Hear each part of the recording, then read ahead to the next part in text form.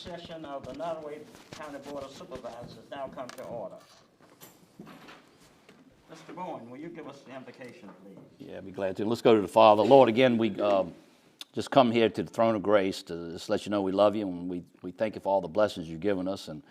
And Father, it's so great to see the some of the farms around, the hay growing, and some people starting to cut. So, Father, we lift our farmers up, we lift our first responders up, and many of our firemen and all the men and women in uniform and the Sheriff's Department. Lord, we know that these jobs are not the most thankful jobs.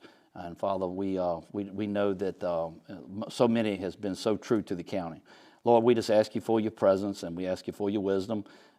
Some decisions are going to be easy, some so not. We thank you for John A., and Father, we know that he's getting his feet wet, being part of our county, and we appreciate all his hard work as well. And then we ask you to mostly just thank you for Jesus Christ, our Lord and Savior. Amen. Amen. Amen. Notice I said, hey, I'm not going to mess it up, John. Pledge allegiance to the flag. I pledge allegiance to the flag of the United States of America and to the republic for which it stands, one nation, under God, indivisible, with liberty and justice for all.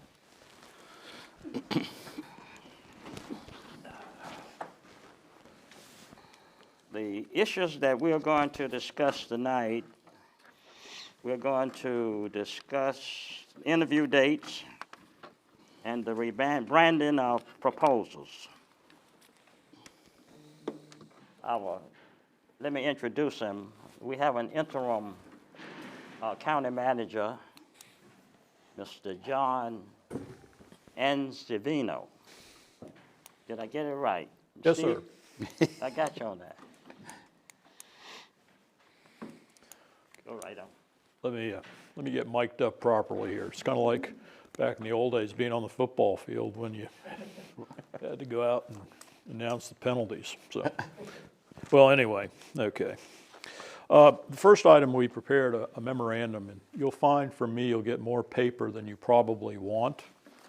But what we try to do is set the stage for the board with information that you can react to as you make decisions, and good decisions for Nottaway County and its citizens. What I provided you is a memorandum which you received in your package. We've outlined the number of times which the board has discussed rebranding and the website update. There have been 7 different times since September of last year when you've discussed this item. So it appears that it appears that in your last meeting that you discussed this, you narrowed the proposals down to 2 for future interview. And it's important now that you set a date, a timely date, so that the board can interview the prospective firms and be ready to make a choice at a meeting in the near future. We will help you along the way by scheduling the meetings. We will help you along the way by posing some draft interview questions for your review and use if you so choose. And then we will help you through the evaluation process. But this is the board's choice to make. We may have a recommendation as a staff, but it is, like all matters in county government, the board's choice to make. So the key thing I wanted to get before you this evening is you need to look at your calendars, if you would, and think about some dates. We have this on the agenda for next Thursday night to formally adopt the dates. But if you would, please look at your calendars so that we can kind of come to some agreement this evening. And then we can formalize it by board action on Thursday of next week. Quick question, John. So, because I want to make sure what rebranding means. So, when we were in the interview process with you, one of the suggestions that one of the questions that you had answered, and I think we thought it was a really good answer, is to update our website. Yes. And the more we update our website, the more people might reduce some of the questions because it's more transparency and that type of thing.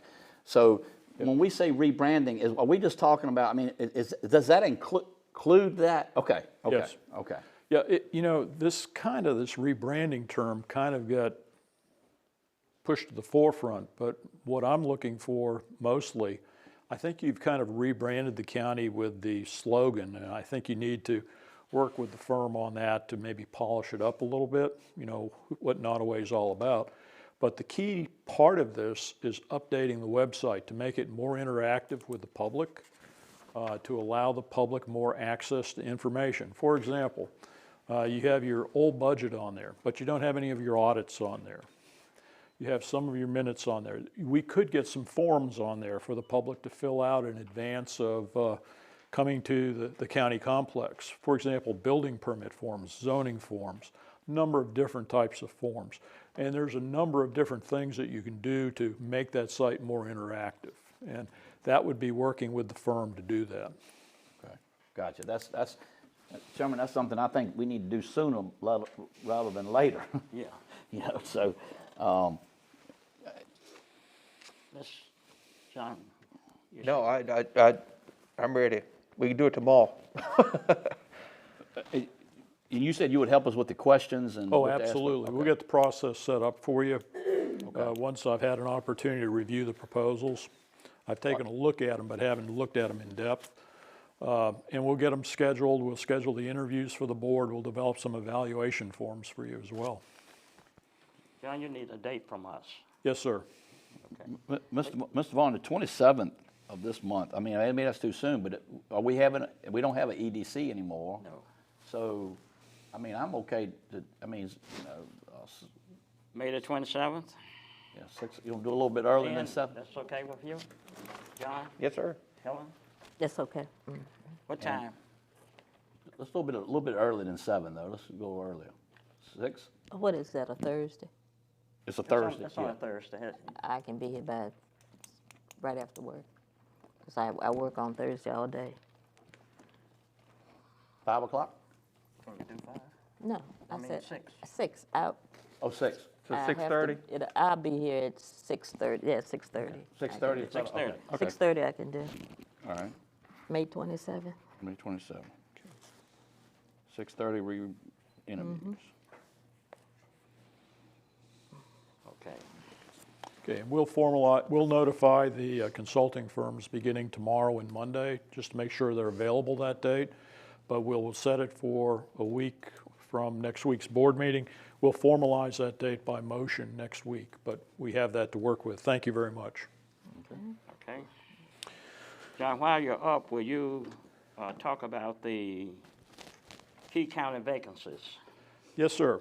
Of course, the most key county vacancy that you have is your county administrator's position. And I'm finding that out very quickly, along with the other vacancies that you have. But two that really come to mind are the administrator's position and the animal control officer's position. And I want to highlight both of those and really have a dialogue and conversation with the board about how we move forward in selecting individuals for both positions.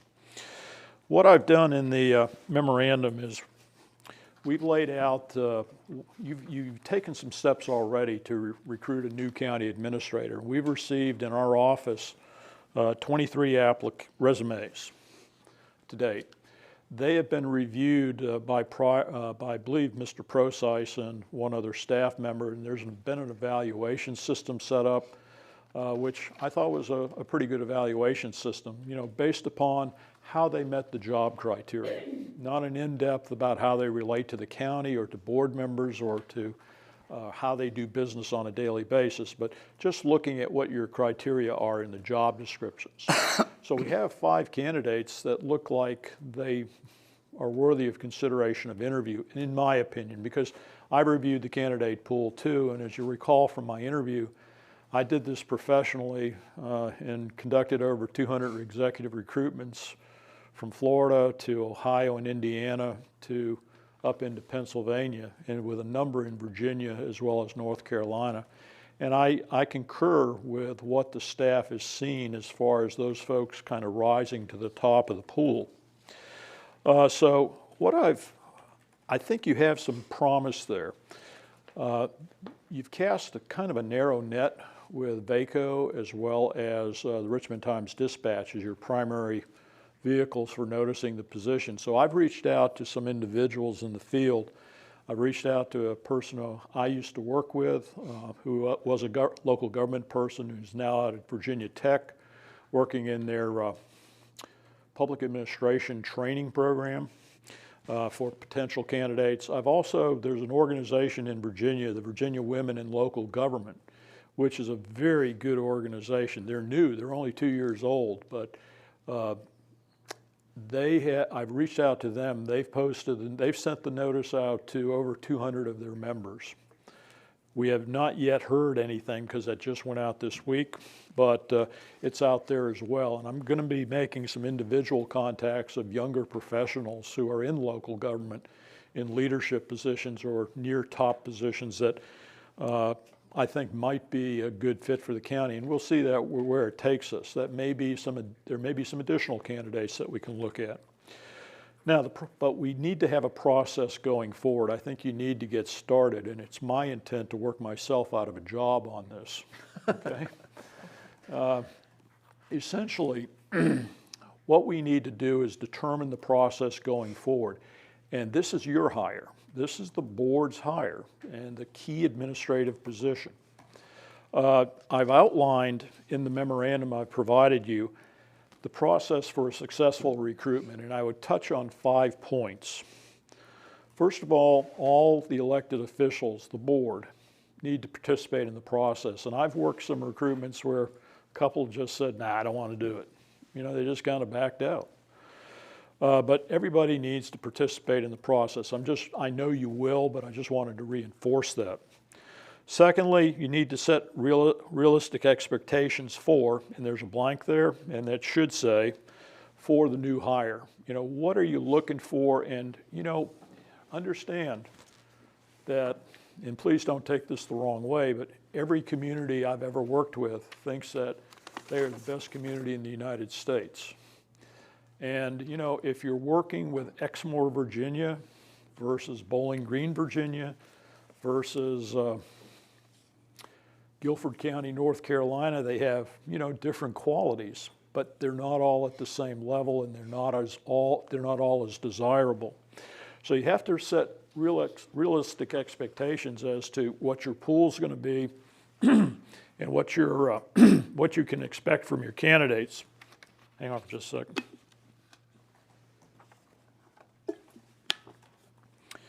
And we can talk about that. Confidentiality is key to a good selection process.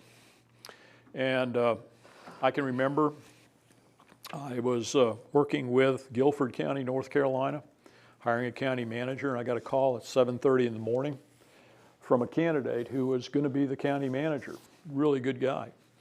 And he said, hey, I got a call from the newspaper up there, and my board chairman did too. You didn't release the name, did you? And of course, we never did. One of the board members had leaked it.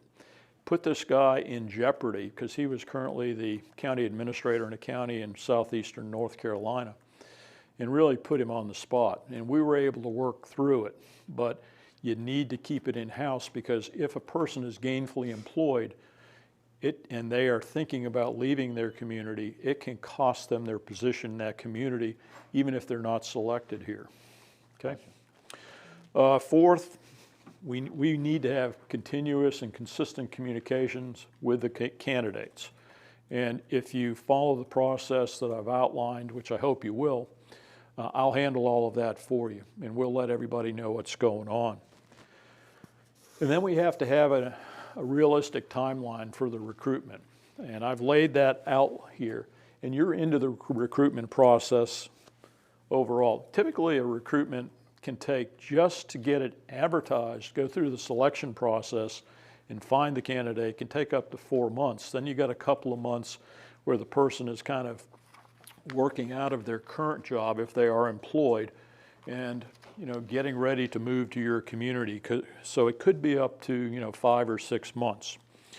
You're already about 2 or 3 months into the process through your advertising efforts and having the application. So that's not too much of a concern right now, but it is something that we need to follow on the schedule. I've laid out the recruitment process as in just general terms. We used to do it a lot more in a lot more detail for the communities we worked with. But typically you've got a community position profile, something which tells the story of the community as well as the job, which includes qualities that the individual community is looking for in their new county administrator or city manager. We have that in the job description. The recruitment on step 2 on the next page is usually a 30-day period. You know, you put the notice in the paper or wherever you're going to notice. You've got 30 days to respond. We're in that process now. We've passed 30 days since the ad was placed. And you typically reach out to some professional organizations and universities, and I've begun to do that on your behalf. Step 3 is to receive the applications and screen the candidates. We're already into that because, as I mentioned, the staff has taken a look at your initial pool, and it looks like they've done a good job. But I think we need to do some follow-up there. You know, a paper review is nice, but talking to somebody, and either in person or on the phone, is really where you find out who that person is. So it would be my intention, if the board would like to move forward with the process from step 3 forward, working and allowing me to work with the candidates, I would interview them before they come to you. So I can prepare a summary of the candidates so you understand a little bit more about who they are, rather than just getting their resume cold. We will also do some reference checks prior to sending the candidates on to you for review, and you'll have a profile of each candidate in summary form you can read and study, along with some additional background information. You know, we're restricted in the types of questions that we can ask personnel-wise, but typically in a casual, if you develop a rapport with the candidate, you can find things out about them that you typically can't ask, and they'll volunteer. And once they volunteer, the barn door is open on that particular issue, and you can relay it to your client. So we would do that as well as checking electronic platforms. I had a candidate one time who was going to be hired in a very nice Northern Virginia community, and there was something buried in his past in some electronic platform that we could barely find. And somebody found it and brought it to our attention before we got the candidate to the local government. And it was something which really knocked him out of the process. And so we want to be very careful that, as we used to say in the business, we have as clean a candidate as possible. Understand you may have a candidate who may have been dismissed from a position in another locality, and it may be that there was a political change and a change in direction of the community. If that is the case and we were to suggest you still interview that candidate, we would certainly let you know, and you'd have the choice of, you know, whether or not you want to interview that candidate. Then the setting up the interviews. We'll set up the interviews for the board.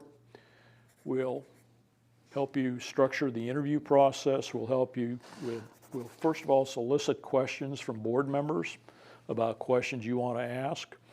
We'll vet them to make sure that they're appropriate. And we will, you know, prepare some other questions to maybe fill in the blanks so that you get a broader picture of the candidate. And then it's going to be up to you to make the selection. Interviews typically for candidates take from anywhere between the initial one, 45 minutes to an hour, depending upon the board. It can be longer. I wouldn't suggest it be any shorter. You're going to have to live with this person.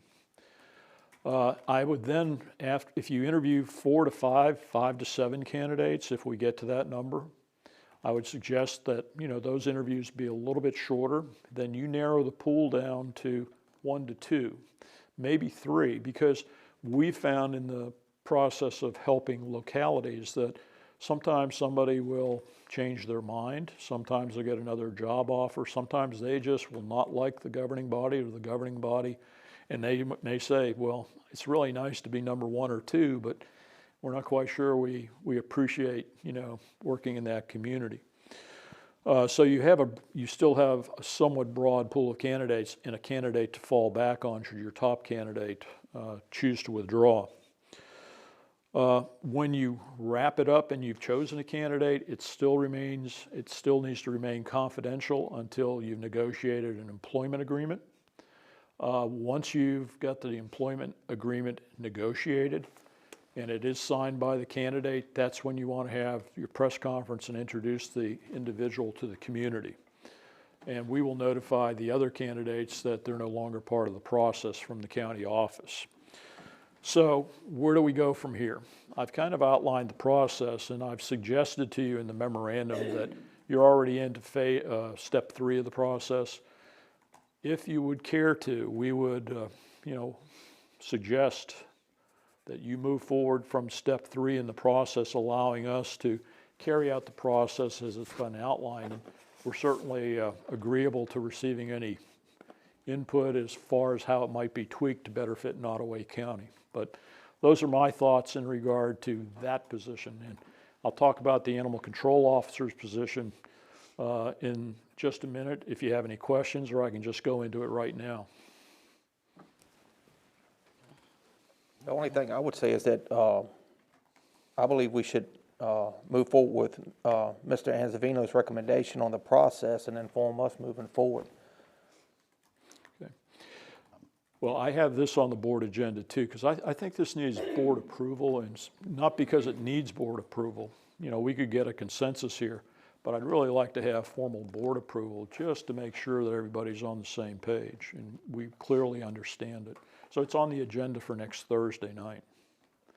Yeah, and it's just as a comment, I mean, we got to think about it and all that kind of stuff. I do like the idea of John getting in there and looking at the applications and kind of have a pre-screening and give us, and because you made a really excellent point.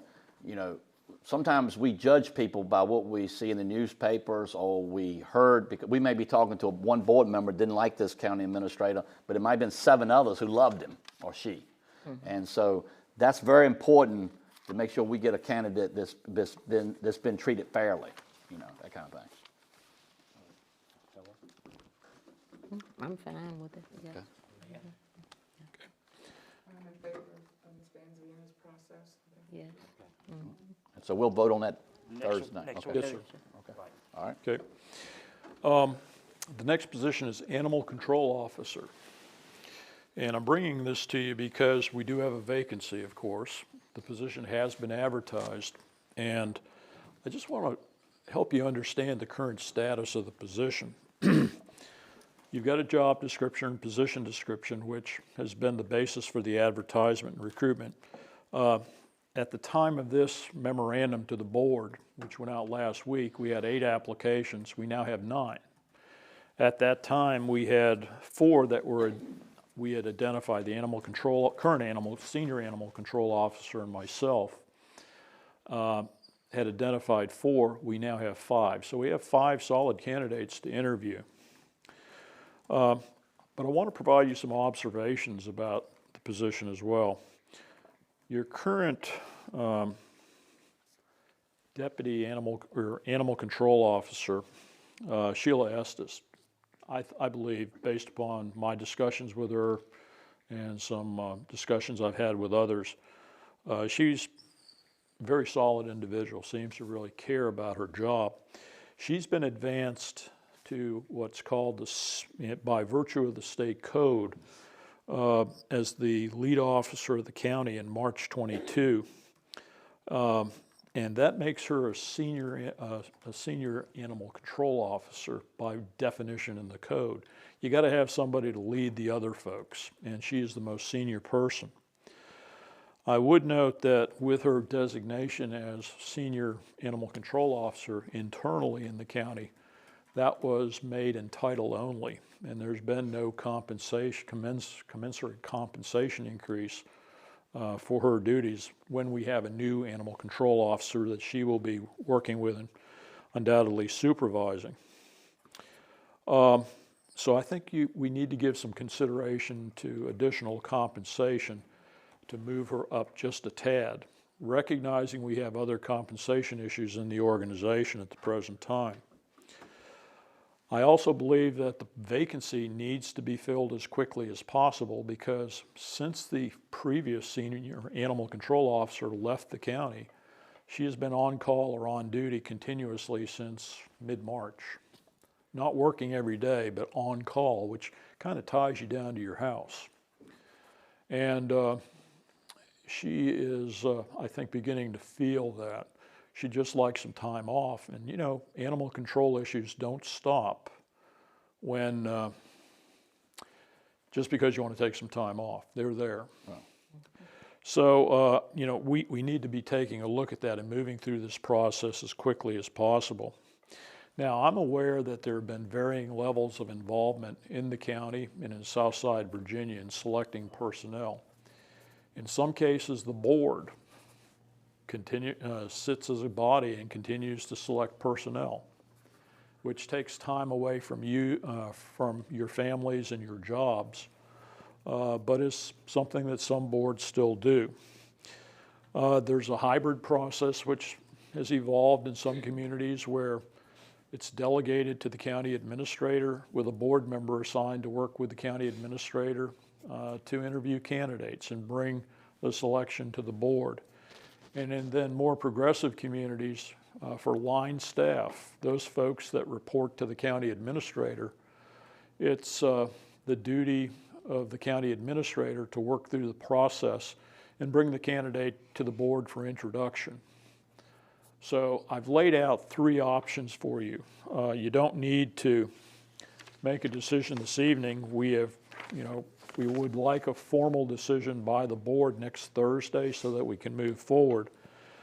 And I would note that we want to make sure that this is as strong a hiring process as possible and benefits the county. So I'm open to any questions that you might have, but we do have to move in a timely manner to get this done. As far as the salary, do you think that it's possible to have a salary recommendation for the senior animal control officer ready by next Thursday? Yeah, you know, what I've done is I've looked at that classification or the compensation study that was completed. Mm-hmm. I've looked at her current salary. I've looked at your personnel policies. Believe it, you know, you still have personnel policies. They were, well, they date back to 1998. That was a good year. And you know, there's a couple of amendments to them that I've been able to find, but they were written by they were prepared for the county's adoption by municipal advisors, which was they were purchased by Springstead, the company I was working for, which became Baker Tilly. And I know the guys that wrote the policies, they're not around anymore, but they were former city and county managers here in the Commonwealth.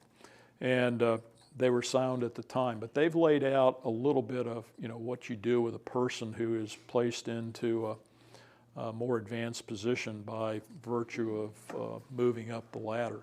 I've also looked at your compensation study, and I'm still sorting through that.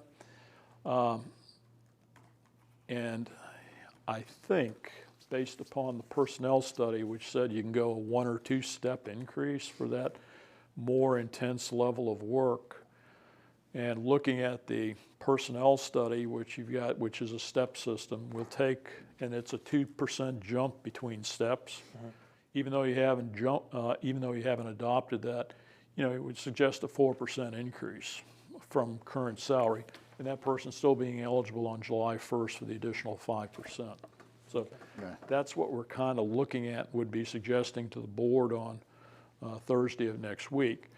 And I've talked to the staff a little bit about, you know, what we're going to be doing with the current compensation study and how we're going to analyze it. And we'll be bringing something to the board in the near future in conjunction with that as well, because there's something probably needs to be, I believe needs to be done with how we get employee salaries up a little bit higher, because what I found in your organization to date, a lot of people, when I say wearing different hats, you know, multiple functions in a job, and doing them pretty well. You know, I've sat with one of your staff on emergency management calls. I'm sorry, you can't see me. It's okay. Emergency management calls, and that person is actually doing building inspection intake and setting up the agenda with me, and right on top of everything that I've really touched on. We've got your finance director who's also serving as deputy clerk to the board, which is a little unusual, and I think probably needs to be changed a little bit. But wearing that hat as well as deputy clerk as well as finance director, and then you've got your other staff who all have commingled responsibilities and duties.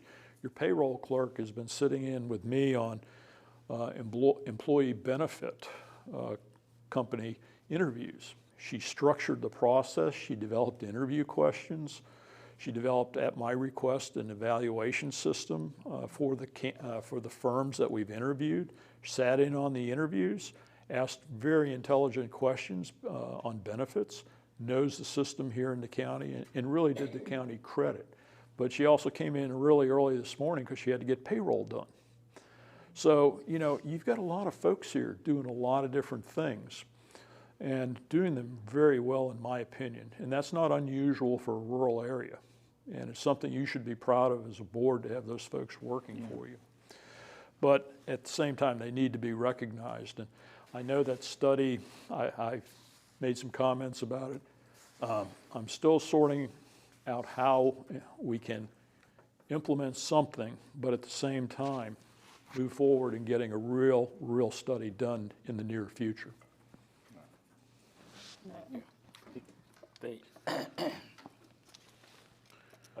Attorney, have you finished? Yes, sir. Yes, sir. And I'll have that for the board. It's on the agenda with another memorandum, and I'll go over the agenda with you in just a minute, because I think you're going to see it's structured a little bit differently. Thank you, sir. Additional pay and the selection process are the things we'll talk about next week. Yes, sir. Okay. So, Chairman, just to make a comment to John, if we could. So, talking about the additional duties, and I don't know our current animal control officer. I don't know anything about her resume. I don't have anything. But this is what I would like you to take a look at, John. I think the board needs to invest in employee development. You know, you're gonna make this person a leader or whatever, and I'm fine with that. But is it some type of seminars they can go through, leadership skills, communication with the public? And I found out with this animal control officer, that's very important with that communication with the public. I agree completely. And you know, what I found in speaking to the employees, and I've had a lot of one-on-ones in my office with individual employees, because I'm trying to get to know everybody. Right. And it's my intent to, I've seen the employees, almost all of them in the office. Some of the folks who are external to the office one-on-one. My intention is also, I've talked to the sheriff. The sheriff and I have had some great conversations. But to get around to the clerk of the court, but I have 3 more constitutional officers to reach out to as well. But what I found in talking to your internal employees in our office was that they're almost self-trained in everything. And that's unfortunate. It's not unfortunate in that they haven't taken they haven't, you know, they've reached out and done it themselves, but there's been really not a whole lot of support for training and, you know, for staff development. Right. And that is something which, you know, employees need. And it helps them serve the public better. It helps them grow. It helps them feel like they're a valued part of the organization. Right. And so that is something, once I get, you know, the dust settles over the next couple of weeks, I'm going to be looking at in more depth, because I think it's very important. Yes. Thank you, sir. Thank you. Mr. Chairman, Mr. Anzavino, did you need clarification on this process here? Because, you know, you were speaking on getting this hire done. Were you looking for us to get a feel of how we feel, as far as, did we just want you to do it, or did you want one of the board members to come in on the interviews? Well, because I'd be okay with you doing it, but also if the board decided to add John, we haven't decided yet. Yeah, he gave 3 options. Mm-hmm. And one option would be for 1 or 2 of us to be on the committee that interviews, Right, or he can do it himself, or the full board can do it. right. Those I was were just saying, the did he options need a that he- consensus tonight? No. Right. Okay. No, that's on the agenda for next Thursday Okay. as well. I want to give you time to think about these things, and, because some of these are kind of sea change for Nottaway County. And, you know, you just want to be comfortable that you're doing the right thing. Right. And you want to work through it, so you lay out the idea, you let it kind of stew for a while, then you need to make a decision on it. So that's what we attempted to do by laying it out this evening. Okay, Attorney Giles, could you talk about the small purchase, Fort Pickett, and as well as the other one? Yeah, so the two drafts that have been provided to you are identical. So what you had done to date in the last couple of months is to adopt the state procurement policy. And what that provides, and I'm going to be very general here, but generally, what the state procurement policy provides is that you either have to do what they aspire to be an invitation for bid or an RFP, request for proposal.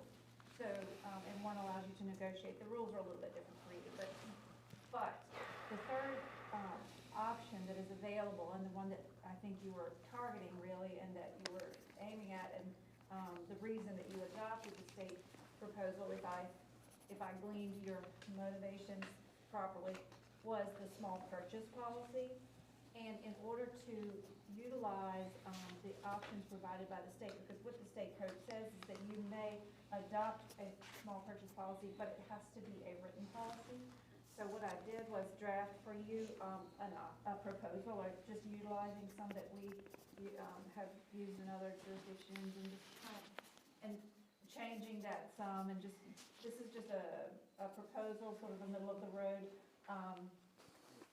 draft. These numbers are not mandated by the state. This is something that, again, it's sort of a middle of the road approach. If you, on the draft that was provided for you, first of all, I'll just point out, just so you'll know, in the heading, it gives you the code section. That's the code section 2.24303G that provides to you, gives you the ability to adopt a small purchase policy if you so choose. Now, and I'll go back to my initial point, which is if you choose to not adopt a small purchase policy, a written policy, then you are relegated to the RFP or IFB situation or procedure for everything that is done. So it's kind of cumbersome because it's just helpful, as you know, and again, as we've discussed, for smaller purchases to Right. have a written proposal. We didn't have a written proposal. So in the draft that I have provided for you, really the heart of it is found in section D, Procurement Methods. And so then it's broken down, and again, this is just a suggestion. These numbers are not mandated, so if you want to change them, you may change them, but the way I set it up, just for your discussion purposes, was purchases less than $25,000, and then $25,000 to $100,000, and then 100,000 to 200,000, and that's where the state cuts off the small purchase policy option. Again, this is a draft. If you can adopt it as it is, think about the numbers and things. Board members, please go over it, and then we'll adopt or not adopt next week. I got you. Just a quick question, if I could ask Mr. Giles this question here. So, that's the policy, but we can set up our own internal tracking, couldn't we, Vivian? Like, in other words, we could have Katie form a spreadsheet that says, let's say we go with the 25,000.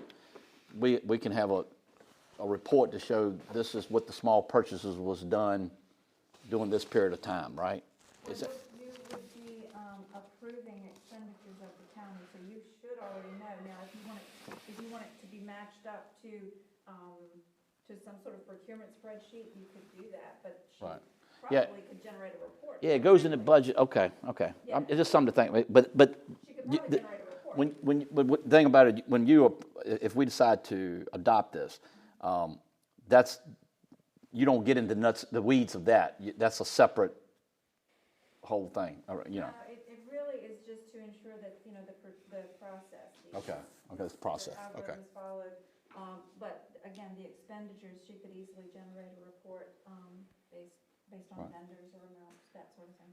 And I say easily, nothing's really easy when you write, but, and reports are kind of a difficult thing to Right. write, but if you get a new system, it's easy. John, in your experience, just curious, what if some of the counties you've dealt with, and is 25,000 a good number, or what's your opinion on it? Just curious, why are we thinking about this thing? Well, this is the first time that Nottoway would be doing this, so I think you need to test it. It's far more generous than and better than what we're doing now. Right. I was going to report to you that my first 8 days here have been spent with emergency management, procurement, and personnel, and getting your packets ready for the board. And really, with some good process, we can reduce that. And the small purchase procurement policy allows the staff more freedom. They still have to generate estimates, and we'll make sure that they're going with consistent specs, and they will have to submit those, but it standardizes things. Right now, I'm getting a lot of handwritten stuff because there's nothing in place. Yeah. And I think $25,000 is pretty good to begin with.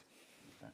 Thank you. And this addresses like Mr. Hill's point last time with the LRA, and by the way, the draft for the LRA is identical. I used the same numbers, but Mr. Hill's point was that, he couldn't even hardly get trees removed or anything because of the lack of flexibility to Gotcha. get things done. Very cumbersome. And what I have found in rural localities is very difficult, there just aren't many people available, willing to come out, and they're just not there. It's hard to get somebody to come from Richmond, for example, or something like that. So you're already, your hands are already tied to a degree, just because of the lack of people, of options. And then if you tie your hands even further by very restrictive procurement rules that are not required, by state anyway, by state code, they're not required, it just makes it even more difficult for your staff. Gotcha. Thank you. Thank you. Thank you. Thank you. Thank you, Mr. Chairman. Thank you. John, Rose, Yes, sir, Mr. Chairman. potential items. Yes, sir. If I could beg the board's indulgence, I want to talk about our current pipeline emergency a little bit and bring you up to speed on that. And I would pass out something which we received today, which I think was very helpful, from the Department of Emergency Management. And I'll brief you on that, and on a phone call that I was on yesterday with state agencies, telling us what was going on with the pipeline. And, tongue in cheek, this is a very fluid situation. Yesterday, when we finished the call at about 4 o'clock, the state was anticipating that the pipeline would be reactivated maybe tomorrow, maybe Saturday. Well, they reactivated it yesterday. Now, that's good news, but there's also some news that goes with that. It takes a while for the oil to get from Houston, where it's coming from, and the gas to get from Houston up the pipeline. It's listed here, but let me just run through these events very quickly and highlight a couple things. On May 7th, that's when the pipeline company initially found out that they had the ransomware, and they shut things down. The governor on May the 11th declared the emergency, and I had a conversation with Supervisor Rourke, also with Supervisor Bowen, about this issue. And the county back in February decided that, and passed a motion, that when the governor declared an emergency, the county would declare an emergency if Nottoway County was affected. So we need to think about whether or not you want to declare that emergency, because in the case of what we heard yesterday from the state, the key things that the local government can do right now in the emergency is to talk to your citizens, your neighbors, and get out some press, which we haven't yet received. The state is generating about not hoarding gas. And that's what folks are doing. It's kind of like toilet paper at the beginning of the pandemic. But But there are a list of things here that the state has done. They've relaxed transportation standards so that tankers can move more freely and more hours. The feds have also done that. The state, of course, has had a lot of meetings. The state cabinet was briefed on the 12th, which was yesterday. They have some current impacts listed here, and we've checked around in Nottoway County, both with some agencies as well as listening anecdotally to what we're hearing about what's going on with availability here in the county. And there are some communities that have shortages. Here in Nottoway, we're not aware of any. Matter of fact, we saw a tanker truck last night in Blackstone, filling up at the Shell station. And I've talked to the sheriff who said that the rural stations are in pretty good shape. So, we need to be aware of it. We need to make sure that the public understands that this crisis is coming to an end with the reactivation of the pipeline, but they still need to be cautious in their purchases over the next few days until the pipeline gets filled up and the tankers really start to roll again. They talked yesterday about the pipeline being reactivated. It's a slow process because it's empty right now. Matter of fact, if you've been down Interstate 85 in Greensboro, there's a tank farm there. And I also often wondered when I passed it, when I was traveling, what they were going to do with all that fuel. Well, they took all that fuel and they sent it to Virginia via the pipeline. And those tanks are empty now. There are other tanks in the state, tank farms, that are empty as well. They're going to have to be replenished. That will take time. But the oil and the gas is going to be beginning to flow. With the loss of Colonial, we lost 45% of the inflow of fuel products into the Commonwealth, according to the call we had yesterday. The Plantation pipeline was ramping up their delivery of gas and oil. They're in the western part of the state, and there were actually tankers going over there to bring fuel to the eastern part of the state. In addition, the state and the federal government acted very aggressively to contact shipping companies that had fuel that was gasoline that was going to be delivered overseas, believe it or not. And one tanker has been diverted to Hampton Roads already and is being offloaded, and there are others that may be diverted as well, dependent upon what they're finding in Richmond as far as the replenishment through the pipeline. Colonial has done a lot of work to get this up and running. They actually, when this pipeline was reactivated, as opposed to putting it on, and you're not familiar with this term, it's an acronym, it's called SCADA. It's an automatic telemetry system of monitoring pressures, and they use it in water and sewer systems, but it's also used on pipelines. It tells you what's going on. They shut that down. They put people out at their stations, their pumping stations, to physically monitor the pipeline as it was coming up. They were also adding drones to fly the pipeline to see if there were any leaks, because all of that's really important as part of the federal government's regulatory process. As of yesterday or this morning when we received this, there had only been one local declaration of emergency. That was in Appomattox County. And as noted, there have been some sporadic fuel outages in multiple regions. Localities in Northern Virginia indicate they're taking stock and no requests for major impacts have been reported. And some jurisdictions are reporting voluntary conservation measures impacting delivery of government services. During the call yesterday, we were also told that deliveries were being made throughout the Commonwealth, but they were a little bit more slow than they had been in the past. You just couldn't call a tanker up and have it there the next day because they were backlogged, but they were still being made. So the fuel is being delivered, but the public needs to react cautiously in purchasing their fuel, or it will all be gone.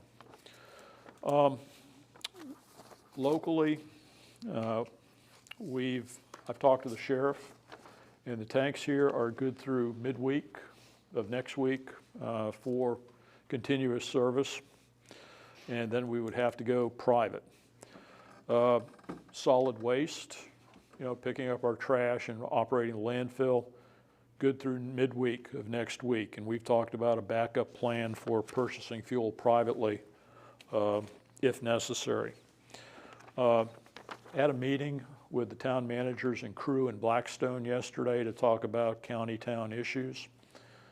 And Blackstone has 15,000 gallons of fuel on hand in the ground, and they're providing for the branch of the rescue squad, which is in Blackstone, and so they're okay.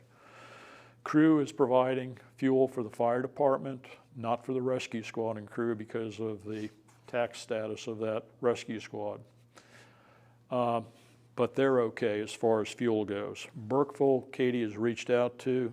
Did you have a response? Yeah, he said that unless things changed, they were good. They haven't had any issues finding fuel, so they were okay. I have not had an opportunity with the day-to-day things to reach out to the school system, but we haven't heard from them, so we assume right now they're okay. So bad situation. I thought it would be getting worse through the weekend. I'm actually more optimistic after the announcement yesterday. We are prepared to, take action and go private and get private fuel if our tanks are exhausted outside the procurement process on an emergency basis, which we have that flexibility. I would also note that the Commonwealth has noted that if the situation got real bad, that they could privatize fuel stocks, and they would be allocated on a priority basis to public safety, to local government, and then one final category. So that's kind of where we are on the fuel emergency. And if the board feels a need to issue a disaster declaration right now, we can move forward with that. But wanted you to have that information first. Okay, thank you. Anything else? Yes, I want to brief you on the board agenda, my observations. Oh, I want to also touch on COVID. We've been dealing with COVID through through emergency management as well. And I can't tell you the date because the state has asked us not to release it. But there are 4 sites selected in the county, and I noted this in my weekend memorandum. One of them's changed. Spring Hill Baptist Church, Crenshaw United Methodist Church, Crew Baptist Church, and Burkeville Primary School. Originally it was Burkeville, I think, Rescue or Fire. The parking lot was too small based upon the state standards. Those will be the sites for mobile vaccination clinics. And that will happen sometime next week, but we can't give you the exact date because the state is still working with us to execute agreements with each of those sites. We have to have a written memorandum of understanding. We have 2 of them in hand, and Susan is working on getting the other 2. But next week, as soon as we get the go-ahead from the state, we'll get the dates out. We would certainly appreciate the press getting it out as much as possible, and we'll try to get something up on the website as well as far as a notice. What was the locations again? Say one. Spring Hill Baptist Church outside of Blackstone. Yeah. Crenshaw on Church Street in Blackstone, Crenshaw United Methodist Church. Right. Crew Baptist Church, and then Burkeville Primary School. Gotcha, okay. And they'll have about, as I understand, about 50 shots at each site. They will be the Johnson & Johnson shot. Gotcha. And I've talked to a couple of individuals in the community who dropped by to see me who I felt had ties to the community and said, hey, when we get the information, if you can talk to folks in your area and get them to come in for the shot, it's really, worth it. Right. Just left those Presbyterians out, didn't it, Billy?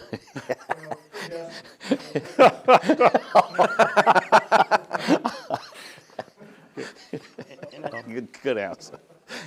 I've also provided you a copy of a draft. This is a draft agenda, okay? It will be finalized tomorrow. It looks a little bit different maybe than some of your other agendas.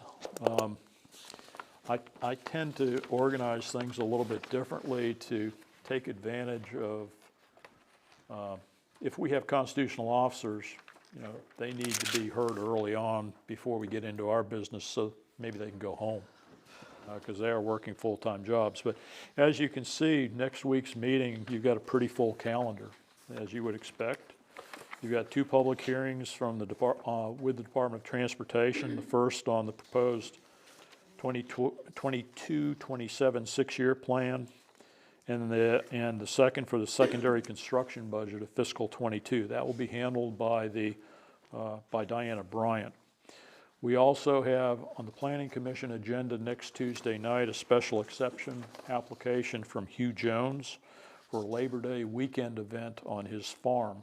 And John Procyse, who's been very helpful in this process of transition and helping me understand some things. He will be working with the Planning Commission on that next Tuesday night. I'll be there kind of as the secretary.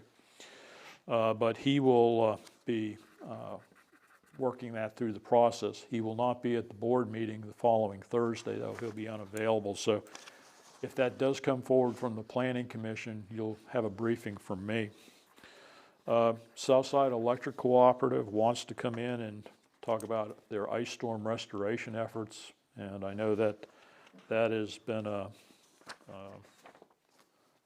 point of contention here in the county about how quickly they responded, but they are apparently making progress. Then you have your departmental reports, your constitutional officer reports, and we have some unfinished business. The AT&T cell tower request, solid waste repairs for both loaders as well as a trailer, and I have the bids in for those repairs and some suggestions. Setting the rebranding interviews, formalizing the date, the county administrator recruitment process, which will include the animal control officer process, the small business purchase policy, possible adoption. We hopefully we have to have a report on recommendation on retention of employee benefit consultant, because there's a short window of time to get RFPs out for health insurance, and we have an August 1st deadline because of the way we're structured. And then we have an update and potential approval for some courthouse area building maintenance and repairs. And we do have a good estimate in for some of the repairs. We're still struggling on some of the railings and some of those things. So we are working towards, and I've got some contacts in Richmond that may be helpful, that may give us an estimate. I'm sorry, the animal control candidate selection process, that's new business. The county administrator selection process, you're already engaged in that. That's old business or unfinished. So you have that separately. We have an authorization directing the county attorney to release deeds of trust for your housing program, and that's just about done. Formal authorization designating Nottoway County as a fiduciary agent for designated grants for the town of Burkeville, Blackstone, and Crew. A lot of the grants now from Homeland Security and under COVID require that a county, on behalf of a town, serve as the pass-through agent and the fiduciary agent. And the town of Burkeville has an opportunity for some water fund reimbursement. Crew's looking for some work on cybersecurity, and Burkeville's looking for some police equipment. These are all 100% grants, and all we have to do is serve as the fiduciary agent. And Katie and I have said she's told me that precedent has been established on that. So it's just making sure that we have a formal motion. We also have a request from Nottoway Schools to surplus some equipment. We'll have a list in your board pack for that and a suggestion. We have your consent calendar with the items listed. We have correspondence. We have some information items that have been received, which we won't brief you on. And then we have the county administrator's update, which will be provided. I'm still working on that, as well as the report on benefits consultant. And then the board has the opportunity to make comments about anything you've heard that evening that you haven't commented on during the presentations by those who are before the board. So that's kind of what your agenda looks like for next week. We, if there's anything you feel needs to be taken off or added, please let us know, but we need to print tomorrow because it needs to be delivered.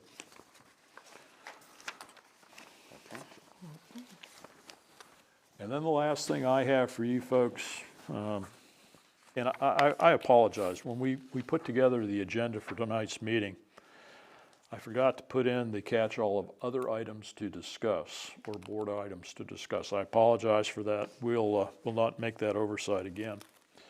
But I wanted, over the first 8 days, to give you some observations that I have as an outsider in who has been in local government, worked with local government, in conjunction with Nottoway County and where we are. Internally, we got to digitize some of our records. That's been talked about, but that's something we need to get out of the county offices, and we need to get up on the internet if they are public records. We also have an opportunity to take advantage of volunteers at the animal control policy with an appropriate policy which guides the volunteers. And our current animal control officer is, really anxious to do that, and she would help oversee those folks. So we're going to be developing a policy in regard to animal control officers for the board's consideration. And they'll be screened, there'll be criminal background checks and things like that, but they will be, they could be a real asset in relieving the animal control officers of feeding, walking the dogs, exercising them, and things like that. We understand that the buildings here in the courthouse need to be repaired and painted, and it's pretty evident. And we need to figure out a way to better allocate space, at least in the administrator's office. Katie is going to be moving her office, but that's going to require some action on the part of another organization to remove some of the records and get them where they should be. But there are other things that we can do. We're 4 months out of date, or maybe 5 now, as according to the Department of Emergency Management, on our response plan for emergencies. It's out of date, and we need to update that. So we'll begin that process working with VDEMS here in the near future. We need to get out an RFP for audit services just to test the waters and see if another firm may have an interest in Nottoway County and maybe put a fresh set of eyes on the books.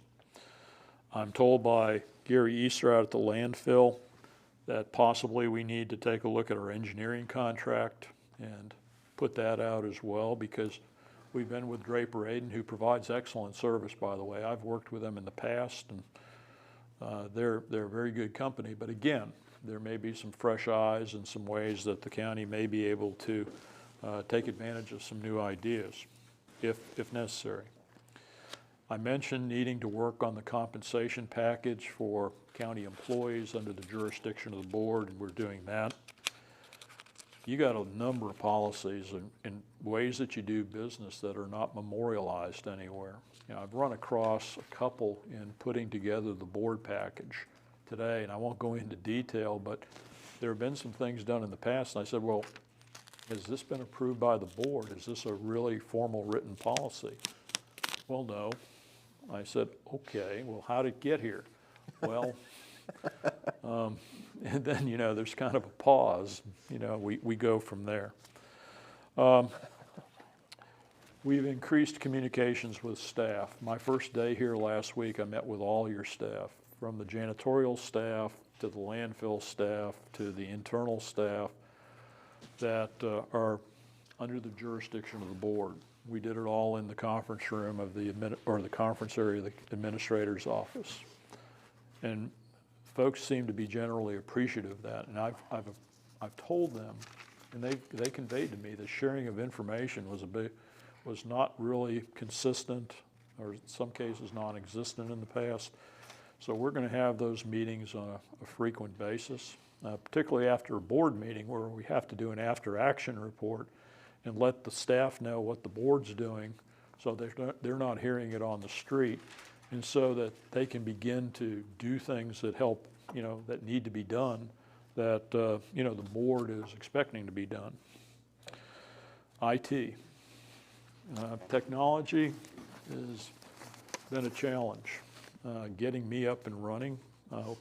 I figured it out, and Katie and I have kind of put our heads together to get me enough stuff going, but we've still got a ways to go just to get me to where I need to be so I can communicate better and be more efficient and take a burden off of the staff, and I'm used to doing that.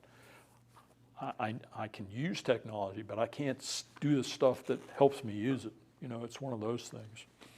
So we're going to be working on that. We have some promising leads. I talked to Phil Van Orbeek yesterday because our IT person, which was kind of an on-call, would you say, Katie, basis, has decided he wouldn't service the county anymore as of this week due to a job change. So we're kind of hanging out there. And Phil has a firm that he works with.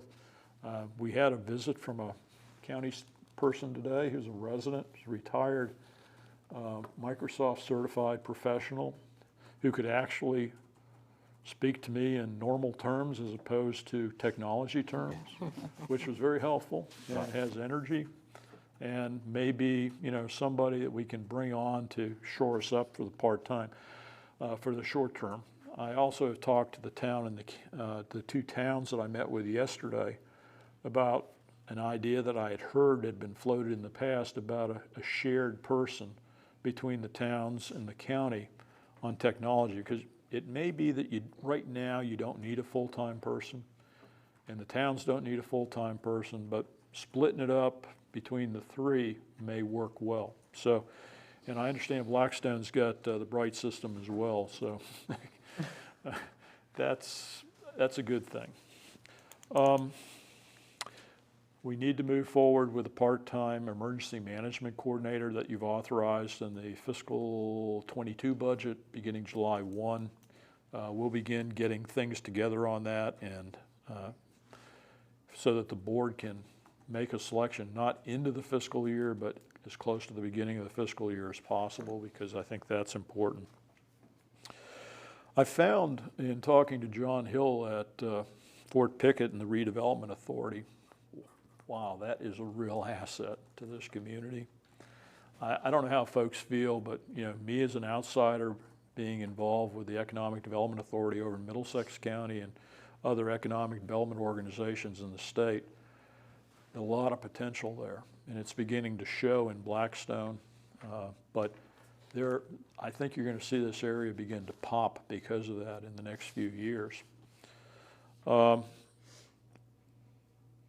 There is need for capital, strategic, and financial planning. And I know you've talked about that, and we have ways of helping you get to that point. And then the personnel manual, which I mentioned dating back to 1998. That's something we're going to have to, the board's going to have to authorize work on as well, because personnel law has changed a lot. It changes a lot every year now, and you don't want to get caught with an old policy and interpreting it and find out the law has changed and your employee decides all of a sudden to become very active in interpreting personnel law. So those are just some of the things I've seen over the past couple days, 8 days or so, things that we're going to need to lay out and try to get done while I'm here, or lay out for your new administrator coming in. And what I intend to do is, when you've selected a new administrator, is I'll leave kind of a book for them of what's been accomplished and really what you're engaged in, and then also what they may want to consider in the future, so that they can talk to you about it, so that there's a smoother transition, and that they've got something they can put their hands on, you've got something you can put your hands on as well. So with that, I've talked most of the meeting. That's kind of where we are. I certainly appreciate the board's support to date, and all of the staff support, and look forward to next week's meeting. Maybe I shouldn't, but I am. And I look forward to next week's meeting, and certainly future meetings beyond that until you have a new administrator. So thank you very much, Chairman, for your indulgence. Anything else from any of the board members?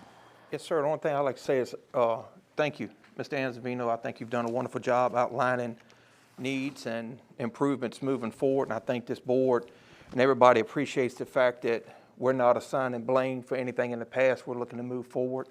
And Lynn, I want to thank you personally for all the time that you put in with the scoring system for the applicants that come in, and obviously getting us pointed towards Mr. Anzavino. Thank you. Thank you, John.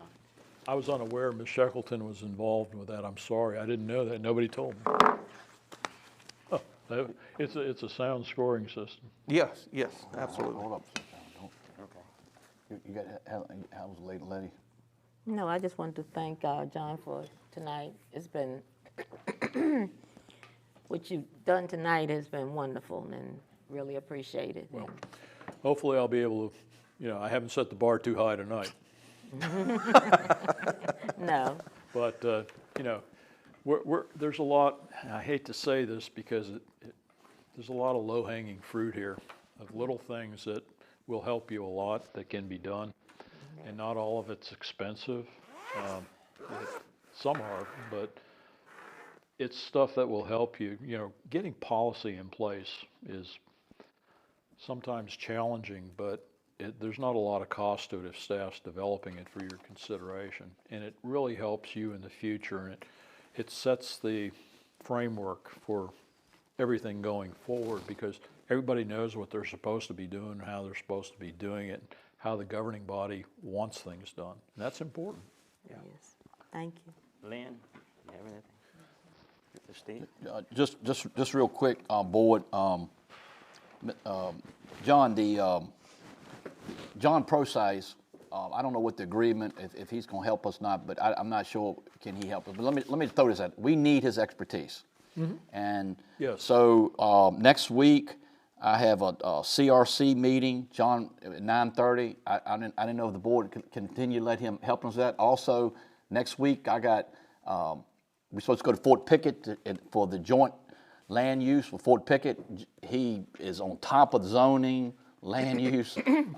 It's very important that we use his expertise as much as possible if he will agree to that. Of course, the planning commission, I heard you mention the planning commission, and he's also on that comprehensive, we've got an ad hoc committee, which is a comprehensive plan, and he was, his expertise was utilizing that. So it's like 4 or 5 things that I like to continue using him if he's willing to do that. So I've talked to John, and he is willing to serve on a consultant's basis. He's offered that. It's just a matter of getting down what he's going to do.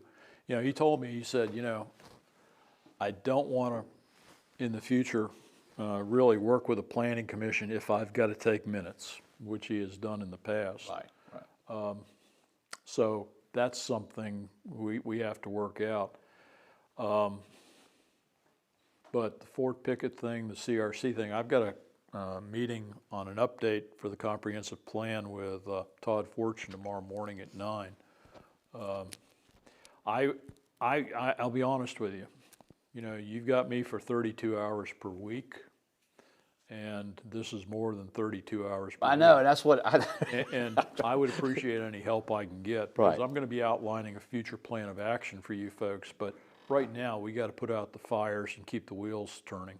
And they've made it clear that's the last meeting, the Fort Pickett, and then they want us to adopt some resolutions. So John would be a key person, John Process. No question about it. Yes. I have that on my calendar, but I think it would be really good for John to be involved with that. So we'll reach out to him and see if he's available. I would appreciate that. Thank you. Okay. And I'll send you an email showing those dates so you'll be. Yes, sir. Okay. Thank you. John, from what I have observed, I want to thank you and have us moving in the right direction. Yes. Thank you very much. Oh, thank you, Mr. Chairman. Anyone else? The meeting is adjourned. All right.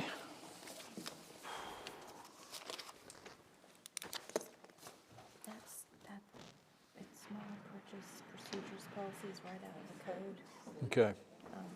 Great. It's the small business thing is something weird to, anyway, I know.